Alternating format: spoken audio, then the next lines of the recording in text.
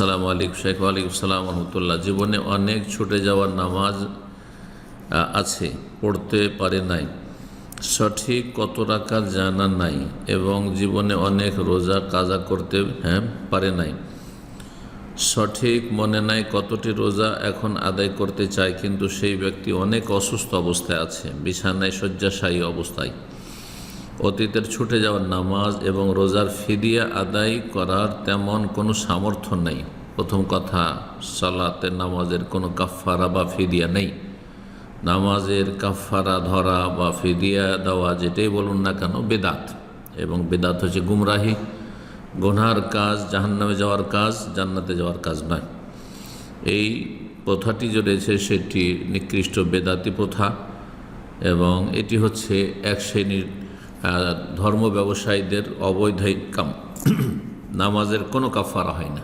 জি, সালাতের কাফারা সারা দুনিয়ার সমস্ত সম্পদ, রাজত্ব সব কিছু দিয়েও এক ওয়াক্ত সালাতের কাফারা হবে না। তবে সিয়ামের ফিদিয়া আছে। যদি সিয়াম ছুটে গিয়ে থাকে তাহলে তো কাজা করতে হবে, কিন্তু যদি এমনটা হয় যে অসুস্থ অবস্থায় ছুটেছে বা সফর অবস্থায় আর সেগুলি কাজা করতে পারেন, সেগুলির বিষয় ভিন্ন বিষয়। কিন্তু এখানে তো ইচ্ছাকৃত সে আমগুলি ছেড়েছে, সালাত ছেড়েছে, কুফরি কাজ করেছে, আল্লাহ তওবা নসিব করুন। এবং সিয়াম ছেড়েছে, বড় ফাসেকি গুনহার কাজ করেছে, বড় কাবিরা গুনাহ করে জাহান্নামে যাওয়ার কাজ, এগুলি সব। তারপরে বলছেন যে এমত অবস্থায় করণীয় কি, কিভাবে মহান আল্লাহর কাছে মাফ পাওয়া যাবে। করণীয় হচ্ছে প্রথম তওবা করা, খালেস অন্তর থেকে।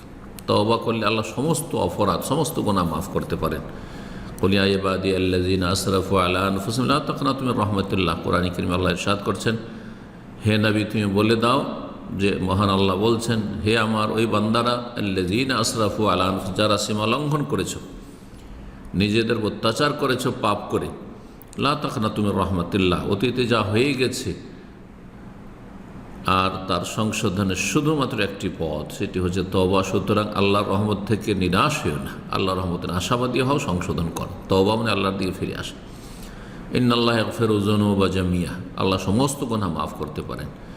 এই জন্য আল্লাহ রাব্বুল তওবার দিকে আহ্বান করেছেন অনেকগুলি আয়াতে, ওয়াতুবু ইলাল্লাহি জামিআন আইয়ুহাল মুমিন, হে মুমিনগণ তোমরা আল্লাহর দিকে তওবা করে ফিরে আসো, লাআল্লাকুম তুফলিহুন, এতেই তোমাদের সফলতা রয়েছে।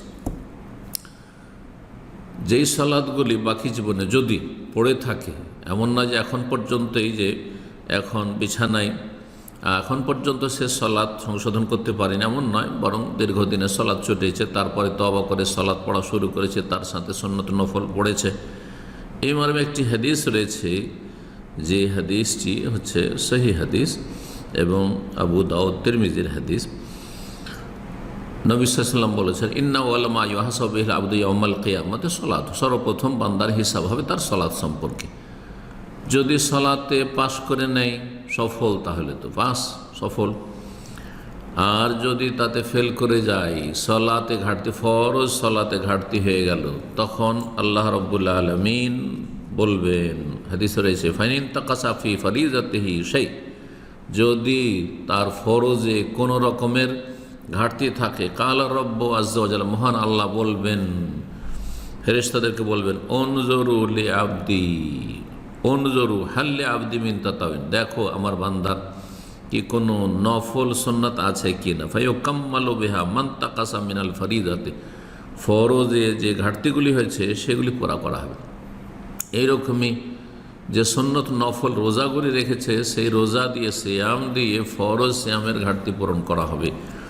যদি সেগুলির কাজা না করতে পারে, খালেস অন্তর থেকে তার সাথে তওবা করো, ফরজ তওবা করবে, আল্লাহ মাফ করুন।